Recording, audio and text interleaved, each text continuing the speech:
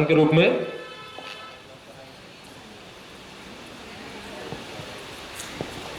मन संचालन के लिए मैं राजपूत जी से निवेदन चाहूंगा। चरणों का दर्शन प्राप्त होता है, किसी तीर्थ का दर्शन प्राप्त होता है। हम सबके लिए ये सौभाग्य मणिकांचन योग की तरह आया है। गंगा मैया मंदिर का ये पावन तीर्थ स्थल छत्तीसगढ़ का प्रसिद्ध, न केवल छत्तीसगढ़ संपूर्ण भारत का, ये योग को स्थापित करने वाले परम पूज्य गुरुदेव स्वामी रामदेव जी महाराज की चरण कृपा, आचार्य बालकृष्ण जी महाराज की कृपा हम सब पर बरस रही है। कहा जाता है कि दुर्लभो विश्व के चिकित्सा का अगर परिकल्पना था तो विश्वगुरु के पद पर आरूढ़ भारत की धरती पर ही था। और वो हमारा पारंपरिक जो ऋषि प्रणीत प्रसाद है वो है योग, जो हमारा एक दर्शन है। योग कोई किताब नहीं, योग कोई ग्रंथ नहीं, योग सीधा दर्शन की बात करता है और दर्शन व्यक्ति स्वयं से ही करते हैं। आदरणीय गुरुदेव राष्ट्रपति पुरस्कार प्राप्त शिक्षक श्री जगदीश प्रसाद देशमुख जी, जिनको हम एक अच्छे साहित्यकार के रूप में भी जानते हैं, साहित्य के धनी, अरण्य संस्कृति के संवाहक श्री राम जैसे ग्रंथ आपने समाज को दिया है। तुलसी मानस प्रतिष्ठान के प्रांतीय कार्यकारी उपाध्यक्ष, पतंजलि योग समिति जिला बालोद के साथ ही साथ और पतंजलि परिवार की ओर से आपके सही चरणों में नमन करते हुए स्वागत सत्कार कर रही है प्रभारी हैं और आपका स्वागत देशमुख के द्वारा।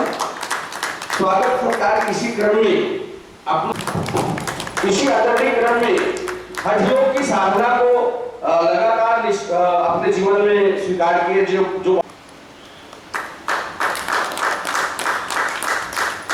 युवा भारत के जिला प्रभारी भाई ज्ञान सिंह देशमुख जी, आपसे निवेदन, राहुल जी पतंजलि योग समिति जिला बालोद के प्रभारी होने के नाते, और मेरा दिल निश्चित रूप से प्रफुल्लित है।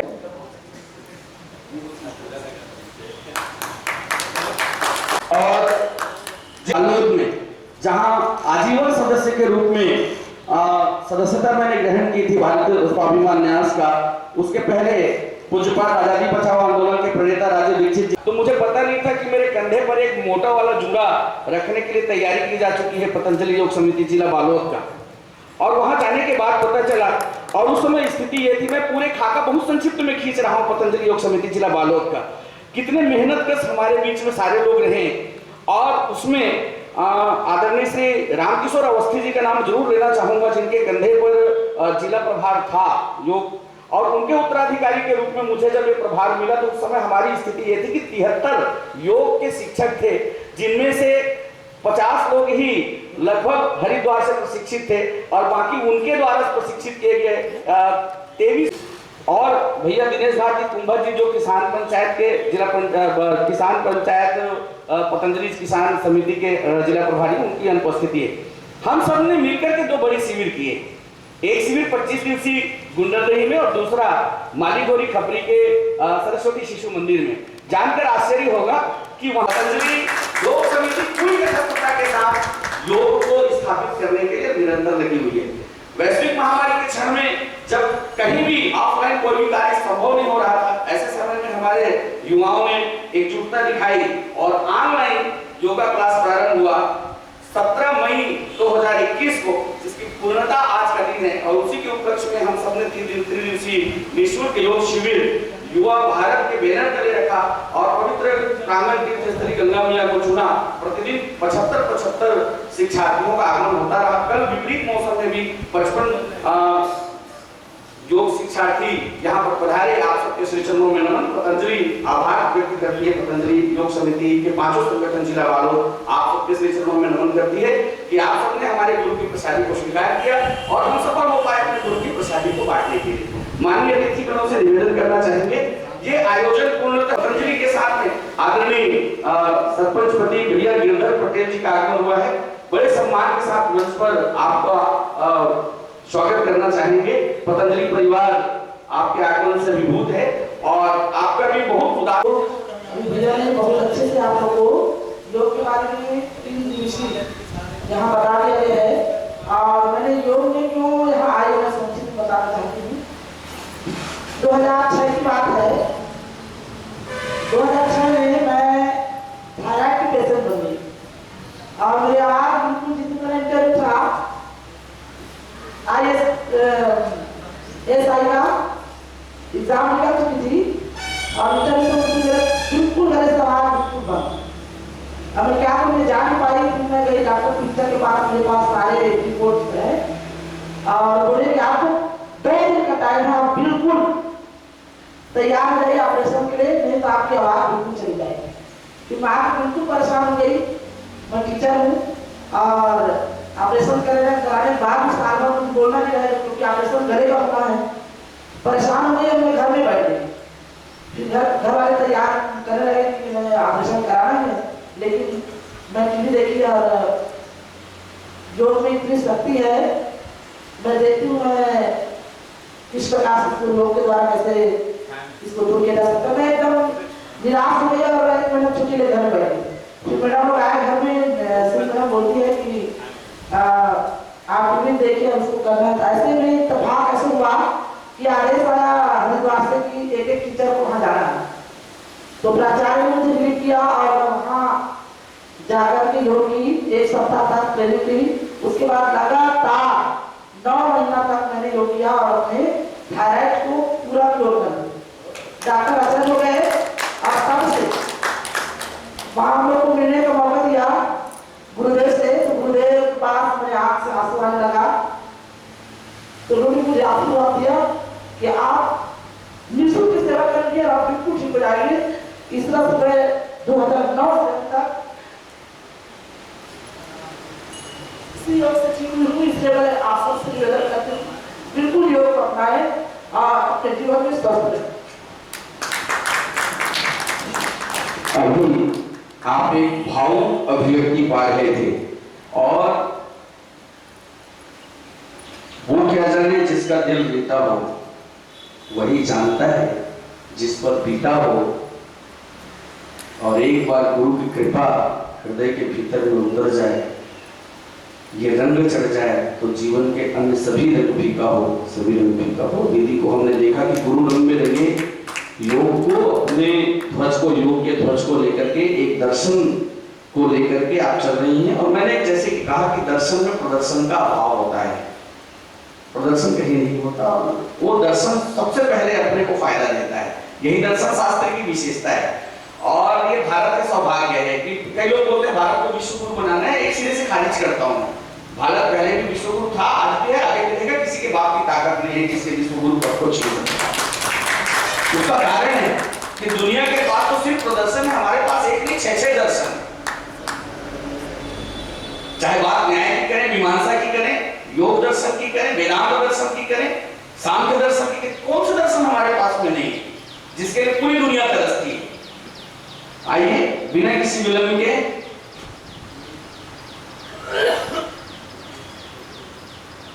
मैं अब अभिव्यक्ति के लिए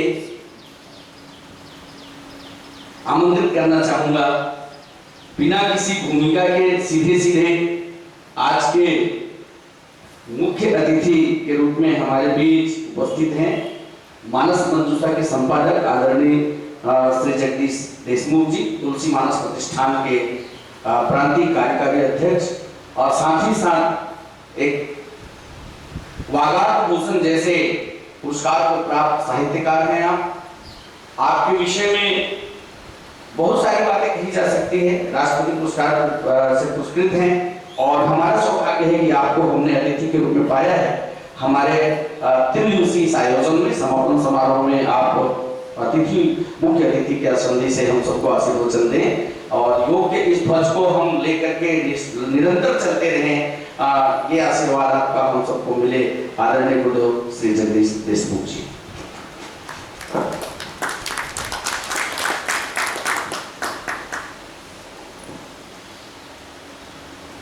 प्रणव इस पावन वसुंधरा रामकृष्ण की धरती, गंगा यमुना सरस्वती की पावन धारा बहती, बह जाए आज प्रबल धारा में, बह जाए आज प्रबल धारा में, बस बहना ही तो जीवन है। ज्ञान सुधा का पान कर या तन खिला सुमन है, और कोटि बार जन्म लूं मां मैं तेरे पावन कोख में। कोटि बार जन्म लूं मां मैं तेरे पावन कोख में, बस इच्छा मेरी यही है मां मैं खेलूं तेरी गोद में, और हर अंतस बन जाए राम, हर अंतस बन जाए राम, हर कुटिया में दीप जले, शक्ति निधि मानवता पर खुशहाली के सुमन खिले, और सत्य दया अंतस्थ दीप है, यही सत्य श्रेयस्कर है। और योग मीमांसा की इस पावन पल पर तुझे नमन है भास्कर है, तुझे नमन है भास्कर है, तुझे नमन है भास्कर है।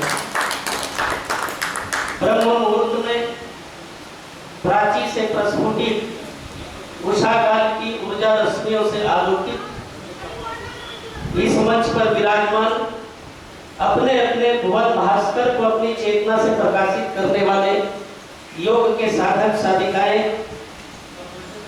और इसी क्रम में आदरणीय बालोद पतंजलि योग पीठ के सम्माननीय अध्यक्ष आदरणीय पुरुषोत्तम राजपूत जी, संप्रति आप तुलसी मानस प्रतिष्ठान के सचिव हैं, और गंगा मैया मंच से अलंकृत मानस मणि जी।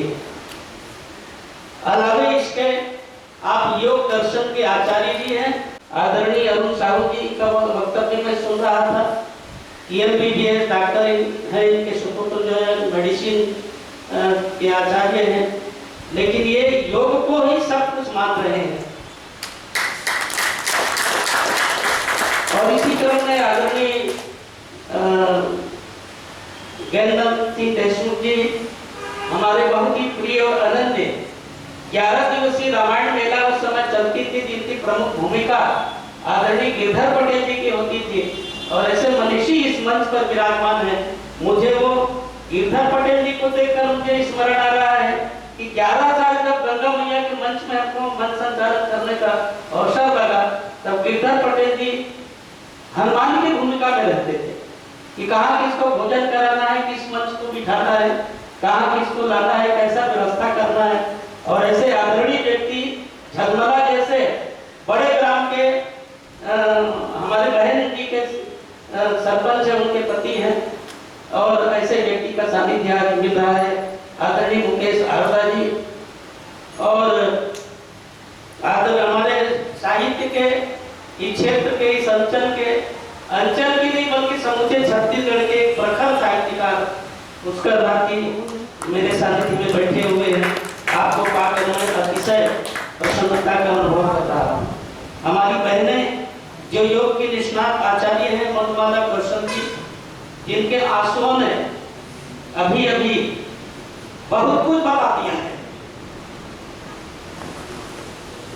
और अशुभकणों ने क्या नहीं कह दिया है। वो तो प्रेम का अर्थ आंसू होता है, और आंसू में केवल रोना होता है।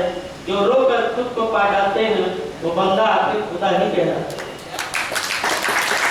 ऐसे इनके कपोलों में लुढ़क आए अशुभकणों ने बहुत कुछ बता दिया है, और विगत 3 दिनों से योग और साधना में निरंतर अविरल गति से श्वास और प्रश्वास की क्रिया के अनुलोम विलोम के माध्यम से, भस्त्रिका के माध्यम से, कपालभाति के माध्यम से, और योग के अनंत अनंत विधा है, उनके माध्यम से शरीर विज्ञान को, एनाटॉमी को जानने का जो यत्न किया है, उसके लिए मैं योग साधक परिवार के जितने भी भाई हैं, जिनका नाम मुझे स्मरण में भी नहीं आ रहा है, जितने भी हैं, उन्हें मैं हृदय से आभार प्रकट कर रहा हूँ, उनके प्रति शुभकामना प्रकट कर रहा हूँ, इसलिए कि आपने भारत की सुषुप्त चेतना को जागृत करने 5 ज्ञानेंद्रिय और 5 कर्मेंद्रिय और 11वां मन, ये 11वें मन को जो बड़ा उथल पुथल करता है, उथल पुथल मचाता है, ऐसे योग को आपने इस साधना को बहुत ही, वास्तव में योगा जो है, योग न केवल भारत बल्कि पूरे विश्व में ऐसे विभत्स पूर्व दृश्य को देखते हैं। आज उस प्राणडेवा बीमारी को हम जब देखते हैं कि 8 ही दिन में लाशों से पट जाता है, लाशों से भर जाता है, उसके अलग अलग प्राणवायु को, श्वास और प्रश्वास को कर लेने का जो विज्ञान है, उसे विश्व ने अपनाया। ये भारत की धरती की सबसे बड़ी पुण्य था, और आज भी